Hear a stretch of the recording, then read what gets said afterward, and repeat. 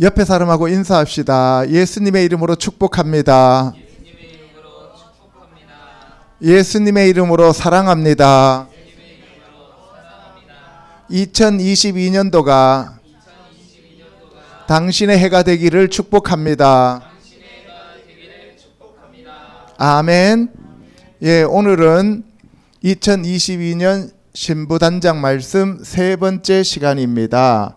예슈와 브릿 하다샤, 예수 그리스도가 신약, 새 언약이다라고 하는 내용을 가지고 오늘은 알아보도록 하겠습니다.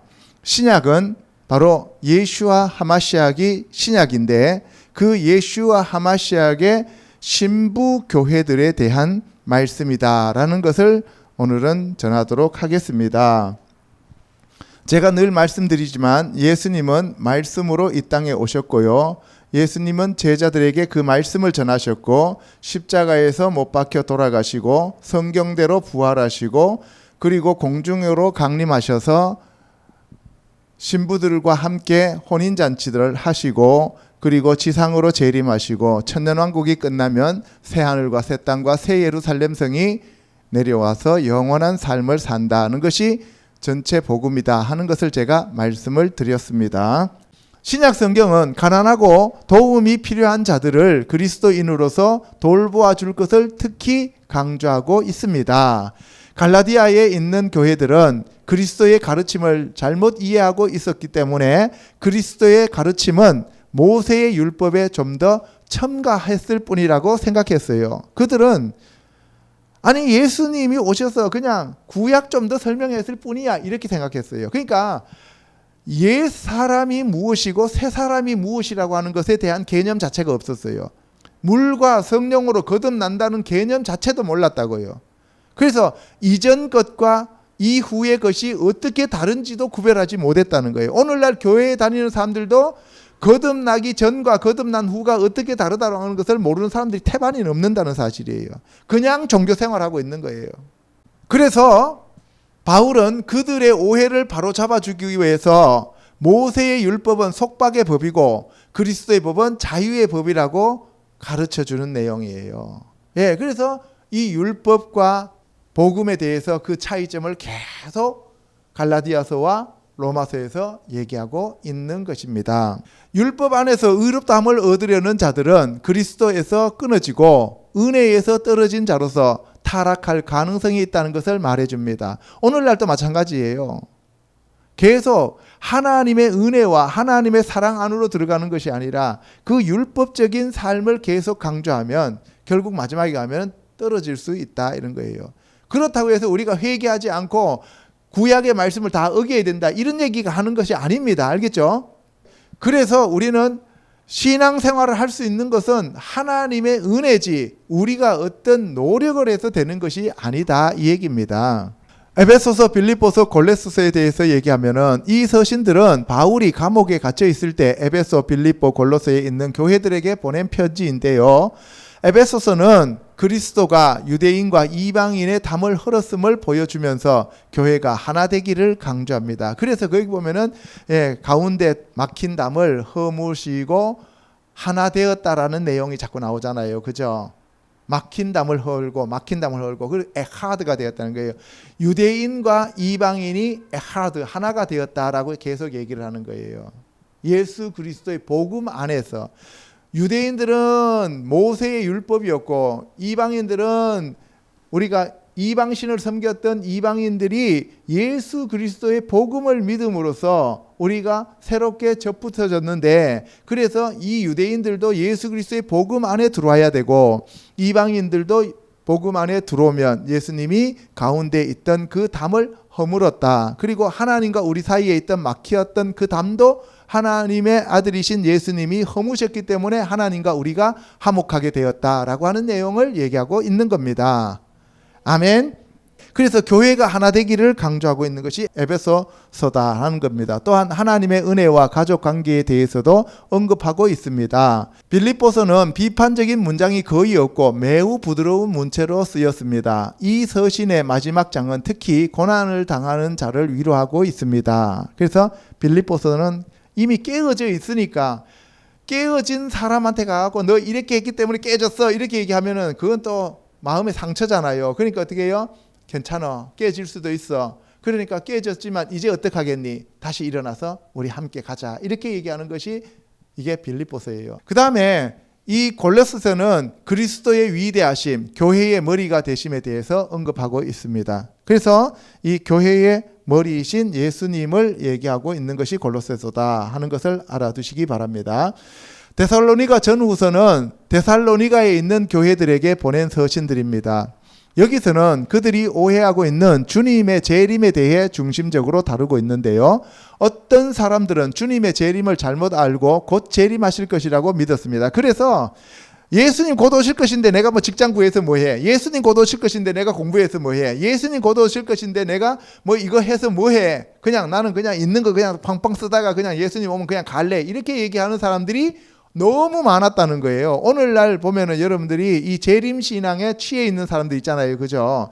재림신앙에 취해 있으면 어떻게 해야 돼요? 회개하면서 그리스도의 정결한 신부가 되기 위해서 깨끗하게 세마포를 빨고 말씀을 우리가 준비를 하면서 더 이 세상에서 열심히 살아서 주님 오실 날을 기다려야 되는데 아무것도 안 하고 그냥 뭐예요? 그냥 교회에 와갖고 쓸데없이 문제만 일으키고 밥만 축내는 사람들이 너무 많더라는 거예요. 그래서 어떤 사람들이 바로 이 주님의 재림에 대해서 계속 문제만 일으키고 있는 거예요. 그래서 바울은 이러한 그들의 태도를 바로잡아줄 필요성을 느껴서 여기에서 이제 데살로니가 전후서를 쓰게 된 거예요. 아시겠습니까? 예, 그래서 오늘날 우리가 치우치면 안 됩니다. 지금 이 마지막 시대라고 하니까 이게 마지막 시대니까 우리는 아무것도 할 필요가 없어 이렇게 얘기하면 안 된다고 제가 계속 얘기하는 이유가 거기 있습니다. 아멘. 주님이 오실 때 오십니다. 그거 아무도 몰라요. 그러나 우리는 영원히 살 것처럼 살면서 오늘 하루 살 것처럼 살아라고 얘기를 하는 거잖아요. 그죠? 그래서 우리가 항상 주님을 생각하면서 땅은 발로 밟고 머리는 하늘에 두고 그래서 우리가 하늘의 것을 소망하면서 이 땅을 살아가는 거예요. 아멘. 디모데 전후서와 디도서에서는 바울이 세운 교회에 바울이 파송된 두 젊은 전도자에게 쓴 편지입니다. 그래서 디모데가 이 디모데 전후서에 나오는 주인공이고 그 다음에 디도서는 디도가 거기에 있는 거잖아요. 그러니까 바울이 두 사람을 전도를 해서 거기에다가 교회를 세우고 거기에다가 이 두 사람을 심어둔 거예요. 목회자로 거기다 심어둔 거예요. 그리고 난 다음에 이 디모데하고 디도한테 편지를 써서 보내는 거예요. 너희들이 어리고 젊다고 해서 사람들이 너희들 무시하지 못하게 해라. 그리고 너희들이 항상 하나님 말씀대로 제대로 가르치고 제대로 해라. 이 얘기를 지금 하고 있는 거예요. 그래서 바울이 세운 교회에 바울이 파송한 두 젊은 전도자에게 쓴 편지로서 이 서신들에서 교회의 문제들을 해결하는 법과 장로를 택하는 기준을 제시하고 언급하고 있습니다. 또한 전도자로서의 삶에 대한 교훈을 주고 있습니다. 그러니까 바울은 나는 지금 나이도 많고 나는 유대인이고 나는 성경에 대해서 알고 것도 많고 나는 예수님으로부터 체험한 것도 많고 내가 가서 사람들한테 손을 얹으면 질병도 고쳐지고 귀신도 떠나가고 그러니까 나한테는 사람들이 태클 거는 사람들이 그렇게 많지 않는데 그런데 너희들은 업신여기는 사람들이 많을 것이다. 교회 내에서 특히 목회자가 젊으면 연세 드신 장로님들이 목회자한테 반말 비슷하게 하면서 꼭 그렇게 해야 되냐는 식으로 하면서 자꾸 가르치려고 그러잖아요. 그죠? 그래서 그러한 것에 대해서 교훈을 주는 거예요. 너희들이 책 잡히는 행동하지 말라는 거예요. 그러면은 책 잡히면 장로들이 너희들 멱살 잡고 끌어낸다 이거예요. 그래서 조심해야 된다. 이 얘기를 하고 있는 것이 디모데 전후서와 디도서입니다. 빌레몬서는 이 서신은 한 장으로 된 짧은 편지인데 바울이 개종시킨 오네시모라고 하는 도망친 하인을 대신하여 그 주인에게 보낸 편지입니다. 바울은 그를 빌레몬에게 오네시모를 돌려보내면서 그리스도 안에서 형제와 같이 대하라고 부탁하는 내용이에요. 명령하는 것이 아니라 부탁하는 거예요. 그래서 하나님은 우리에게 명령하실 수 있지만 사람들이 명령을 하지는 않죠. 목회자가 권면하고 목회자가 옆에서 조언을 해주지 이렇게 해 저렇게 해 이렇게 할 수는 없잖아요. 그죠? 예. 그래서 우리가 이 특히 신앙이 깊어가면 깊어갈수록 우리가 이 어투가 명령적으로 가면은 안 된다는 것을 얘기하고 있는 겁니다. 히브리서는 이 서신 가운데서 바울의 이름은 어디에서도 찾아볼 수 없습니다. 바울의 다른 서신과는 차이점이 있어요. 바울은 항상 발신자인 그 서명을 자기 이름을 집어넣죠. 그죠? 그리스도 예수로 사도된 나 바울은 이렇게 얘기 나오잖아요. 그죠? 그런데 이 히브리서에서는 발신자가 없어요. 그래서 작자 미상이라고 얘기를 하는 거예요. 이것은 한 가지 사상으로 일관되어 있습니다. 옛 언약은 예수 그리스도의 새 언약으로 대체되었다. 그리고 예수님은 모세보다 뛰어나고 예수님은 천사보다 뛰어나고 예수님은 하나님의 아들이고 예수님은 하나님이시고 예수님은 참 대제사장이고 예수님은 참 성전이고 예수님은 참 제물이시고 예수님만이 우리의 구세주다라고 하는 것을 일관되게 얘기하고 있는 것이 구약 처음부터 끝까지 신약 끝까지를 하나로 딱 꿰뚫게 만드는 것이 히브리서다 이 말이에요. 그래서 그리스도는 무엇보다도 우월하다는 점을 강조하고 있다 하는 것입니다. 이제 마지막으로 공동서신인 일반서신에 대해서 알아보도록 하겠습니다. 야고보서는 12제자의 야고보가 나오죠. 그죠? 그것도 한 명도 아니고 두 명이나 그죠? 사도 요한의 형 야고보가 아니고 여기서 이 야고보는 예수 그리스도의 친동생 육신의 동생 야고보가 되겠습니다. 이 야고보서는 주님의 형제 야고보가 쓴 것으로 흩어진 12지파에게 보낸 편지입니다. 누구에게 보냈다고요? 흩어진 12지파. 흩어진 12지파는 신천지죠. 웃기죠? 여기서 흩어진 12지파는 신천지가 아닙니다. 유대인들, 아수르에 의해서 망한 10개 지파와 바벨론에 의해서 멸망한 2개 지파, 이 12개 지파, 야곱의 12형제의 그 12지파, 유대인들에게 보낸 편지가 야고보서예요. 1차 수신자는 유대인들이라고 하는 사실입니다. 그런데 오늘날은 기독교에서 모든 것이 유대인들은 다 하나님이 버렸고 멸망시켰고 그리고 모든 그 수신자가 기독교인 나다라고 얘기를 하는데 그거는 너무나 잘못 알고 있는 대체신학이다 이 얘기입니다. 아멘? 그래서 유대인 그리스도인들에게 보낸 편지라고 말할 수 있습니다. 유대인 그리스도인들에게 보낸 편지 중에 대표적인 것이 아까 히브리서였어요. 그죠? 이 책에서는 믿음과 행함을 함께 강조하여 행함이 없는 믿음은 죽은 믿음이라고 말하고 있습니다. 그리고 그리스도인들은 혀를 바로 사용할 것을 강조했습니다. 그래서 혀에서 생명과 사망이 온다고 얘기하잖아요. 베드로 전후서는 베드로 전서는 큰 핍박을 당하고 있는 교회에 보낸 편지입니다. 그러니까 베드로가 편지를 쓴 이유가 뭐냐 하면은 핍박당하는 교회에게 위로를 주기 위해서 썼어요. 근데 베드로는 연세가 이때 많았기 때문에 예수님 제자 중에서 예수님 만났을 때 유일하게 결혼했던 사람이잖아요. 그죠? 눈도 침침하고 원래 글도 잘 모르시고 그래서 그 대피를 하는데 누가 대피를 하냐면은 마가복음의 저자인 마가가 대피를 합니다. 그래서 베드로가 마가를 가리켜서 내 아들이라고 얘기를 해요. 여기서 그리스도를 위해서 박해를 받는 것은 영광스러운 일이라고 강조하고 있습니다. 나도 지금 박해를 받고 있는데 너희도 박해를 받고 있다는 것은 이거는 그리스도의 나라에서는 큰 영광이다 이 얘기입니다. 그러니까 그 박해 받을 때 슬퍼하거나 노하지 말라는 거예요. 그냥 기쁘게 받으라는 거예요. 잠시 잠깐 후면 우리는 천국에서 큰 영원한 상을 받게 된다 이 얘기를 하고 있는 겁니다. 베드로 후서에서는 거짓 교사에 대한 경고하면서 그들이 반드시 하나님의 심판대 앞에서 심판을 받는다고 말했습니다. 거짓 교사에 대한 얘기예요. 본 서신에서 제3장은 그리스도의 재림에 대해 생생하게 묘사하고 있습니다. 그러니까 거짓 교사들이 와갖고 자꾸 재림에 대해서 재림 그런 거 없어 뭐 지금까지 달라진 게 뭐 있어 말도 안 되는 소리 하지 마 하면서 이 세상에서 그냥 재미있게 신나게 살아 이렇게 얘기를 하니까 그 거짓 교사들에 대해서 속지 말라고 하면서 예수님의 재림에 대해서 베드로가 알고 있는 그러한 내용들을 써서 보내는 겁니다. 그래서 바울도 속지 말라고 얘기하고 있고 베드로도 속지 말라고 얘기하고 있고 아멘. 사도 요한도 속지 말라고 얘기하고 있어요. 그리고 우리도 속지 않아야 합니다. 아멘. 베드로 후서 3장 10절 주님의 재림의 날에 대해서 얘기하고 있습니다. 같이 읽어보겠습니다. 시작. 주의 날이 도적같이 오리니 그날에는 하늘이 큰 소리로 떠나가고 체질이 뜨거운 불에 풀어지고 땅과 그 중에 있는 모든 일이 드러나리로다. 예, 주님의 재림의 날에 대해서 베드로는 뭐라고 얘기했냐면 주의 날이 도적같이 온다라고 얘기해요. 준비되지 않는 자들에게는 도적같이 오고 준비된 자들에게는 도적같이 올 수가 없죠. 도적이 몇 시에 온다는 걸 알고 있으면 사람들이 어떻게 해요? 도적 맞을 준비하고 있겠죠. 그죠? 야구방망이 들고. 그죠? 어서 오십시오 하면서 안타 치겠습니다 하면서 이렇게 도적을 맞을 준비를 하고 있는데 그런데 모르니까 도둑질을 당하는 거예요. 알겠습니까?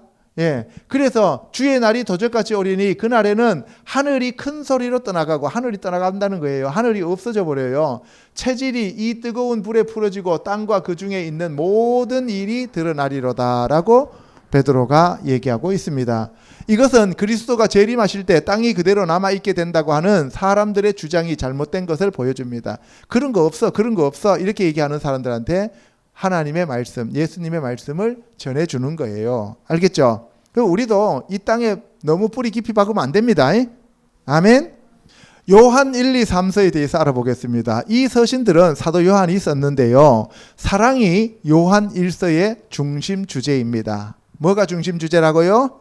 사랑, 아하브, 사랑하라는 얘기예요. 하나님은 사랑이시라는 얘기예요. 그래서 이 사랑이 중심 주제고요. 5장밖에 되지 않는 짧은 서신에 사랑이라는 말이 무려 44번이나 사용되어지고 있다는 사실입니다. 아까 요한복음에서 가장 많이 사용되어지는 단어가 뭐라 그랬어요? 믿음, 아멘, 아멘. 그죠? 예, 믿음이라 그랬어요. 그런데 요한 1, 2, 3서에서 요한 1서에서 제일 많이 사용되고 있는 단어가 사랑이에요. 아하브라는 단어입니다. 요한은 하나님이 우리를 먼저 사랑하셨으니 우리도 서로 사랑하자는 말을 되풀이하고 있습니다. 하나님이 우리를 사랑했기 때문에 우리가 사랑하자는 거예요. 하나님이 우리를 사랑하는 그 사랑을 우리가 알지 못하면 우리도 사랑할 수가 없다는 거예요. 그래서 우리가 하나님의 사랑을 먼저 받아야 됩니다. 그래서 하나님의 마음을 받고 하나님의 사랑과 하나님의 긍휼과 하나님의 자비와 하나님의 거룩하심을 받아야만 여러분들이 내 이웃을 내 몸과 같이 사랑할 수가 있는 거예요. 아멘. 요한 2서는 성경에서 가장 짧은 책입니다. 이 서신은 택하심을 입은 부녀에게 쓴 편지입니다. 왜 하필이면 부녀입니까? 그리스도의 신부이기 때문에 그래요. 알겠죠? 그래서 택하심을 입은 부녀가 바로 저와 여러분과 같은 그리스도의 신부들에 대한 얘기입니다. 본 서신 9절에서는 같이 읽어보겠습니다. 시작. 지나쳐 그리스도의 교훈 안에 거하지 아니하는 자마다 하나님을 모시지 못하되 교훈 안에 거하는 이 사람이 아버지와 아들을 모시느니라. 예, 9절을 보면 지나쳐 그리스도의 교훈 안에 거하지 아니하는 자마다 하나님을 모시지 못하되 교훈 안에 거하는 이 사람이 아버지와 아들을 모시느니라. 그러니까 어떻게 하라는 얘기예요? 교훈 안에 거하라 이 말이에요. 하나님을 믿고 하나님을 사랑하고 예수님을 사랑한다는 얘기는 무슨 얘기냐? 하나님의 말씀 안에 거하는 거예요. 하나님의 말씀을 사랑하지도 않고 말씀을 한 번도 읽어보지도 않고 그런 말씀이 있는지도 모르면서 하나님 사랑합니다, 예수님 사랑합니다 하면 그건 전부 거짓말이란 얘기예요. 알겠어요? 하나님을 사랑하는 유일한 방법이 뭐냐? 다른 게 없어요. 하나님의 말씀을 깨닫고 하나님 말씀 안에 거하면서 하나님 말씀대로 행하는 거예요. 아멘. 요한 3서는 가이오에게 쓴 편지입니다. 그의 믿음을 칭찬하고 있죠. 그러나 으뜸되기를 좋아하는 디오드레베에 대해서는 경고하고 있습니다. 이게 으뜸되기를 하는 거, 이게 있잖아요. 세상에서도 마찬가지고 영적으로도 계속 으뜸되기 위해서 레벨을 올려가지고 내가 제일 높다라고 하는 것을 자꾸 부추기는 그러한 집단은 문제가 있는 집단이에요. 그게. 그래서 사람들을 영적으로 줄 쭉 세워놓고 너는 별 몇 개, 니는 별 몇 개, 니는 별 몇 개, 니는 뭐 소위, 중위 이렇게 하면서 줄 쭉 세우는 거, 그거는 이 요한 3서에 보면은 이거는 문제가 심각한 집단이에요. 아시겠습니까? 형제예요. 그래서 뭐라 그랬어요? 우리가 눈에 보이지 않고 쓸모없는 것처럼 느껴지는 그 지체를 더 소중하고 귀하게 여기라라고 성경은 말씀하고 있는 겁니다. 유다서는 이 책의 저자는 야고보서를 쓴 야고보의 형제 유다입니다. 이것은 베드로 후서와 비슷한 내용을 다루고 있는데 이 책은 거짓 교사를 경고하고 불의한 자들에 대한 하나님의 심판이 어떠하다는 것을 말하고 있습니다. 요즘 우리가 2부 예배 오후에 바로 이 유다서를 배우고 있어요. 그죠? 예, 이 유다서에 보면은 금해야 할 사람으로 가인과 발람과 고라를 들고 있는데 가인은 종교적인 입장에서 열등감을 느껴서 동생을 쳐 죽이는 존재. 그리고 발람은 돈 때문에 예수님을 팔아먹은 가론 유다와 같은 존재. 그리고 고라는 정치적으로 자기가 높아지려고 하는 그러한 자들에 대한 책망입니다. 계시록은 마태복음 24장 15번째, 작년 재작년 2019년 설교 내용 중에서 마태복음 24장 시리즈가 나오는데 15번째 보면 한눈에 보는 계시록이라고 하는데 보면은 계시록을 제가 상세하게 말씀을 드렸습니다. 그러니까 그거 참고하시고 다음에 또 한번 말씀드리도록 하겠습니다. 이상에서 살펴본 신약은 모두 예수 그리스도의 사도와 그의 제자들에 의해 저술된 책인데 예수 그리스도가 누구이며 왜 왔으며 왜 믿어야 하는지에 대한 전반적인 내용을 서술하고 있습니다. 또한 마지막 시대의 성도들이 어떻게 준비해서 주님의 재림을 맞이하여야 하는지에 대한 교훈을 주고 있습니다. 그래서 저와 성도 여러분들도 신부로 준비되어 예수 그리스도의 재림을 맞는 자들이 되시기를 우리 주 예수 그리스도의 이름으로 축복합니다. 아멘. 기도하겠습니다.